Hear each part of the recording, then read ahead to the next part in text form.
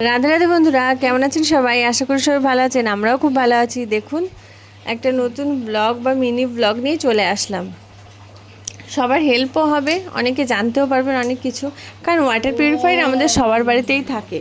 মোটামুটি water purifier repair করতে হয় প্রত্যেক মাসে বা 2-3 মাস পর পর করে করতে হয়।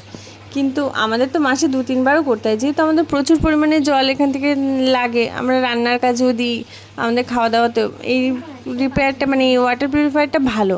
ক্যাপস কোম্পানির ওয়াটার পিউরিফায়ার, ওই দাদাই এসে আমাদের এই ওয়াটার পিউরিফায়ারটা ঠিকঠাক করে দিয়ে গিয়েছিলো। সেদিন পুরো 12:30 থেকে দাদা 5:30 অবধি কাজ করেছে। আপনাদেরকে দেখিয়ে দেবো যখন দাদা টাইমিংটা দিয়ে চলে যাবে। সারাদিন কাজ করে আমাদের এই ওয়াটার পিউরিফায়ারটা চেঞ্জ করে দিয়ে গেল পুরো।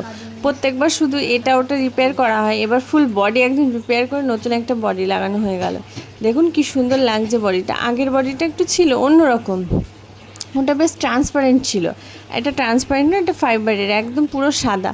এই যে দেখুন 5:30 তখন বাজে, তখন দাদা চলে গেল সব লাগিয়ে। এবার আমাদের পরিষ্কারের কাজ, পরিষ্কার করে কাজবাজ চলছিল বেশ। এটা তার 2-3 দিন পরে মানে এই পিউরিফায়ারটাকে সাজানো গোছানোর কাজ চলছে। দেখতেই পাচ্ছেন, এগুলো আলাদা করে ছিল, আমাদেরকে জাস্ট কেটে কেটে লাগাতে হয়েছিল।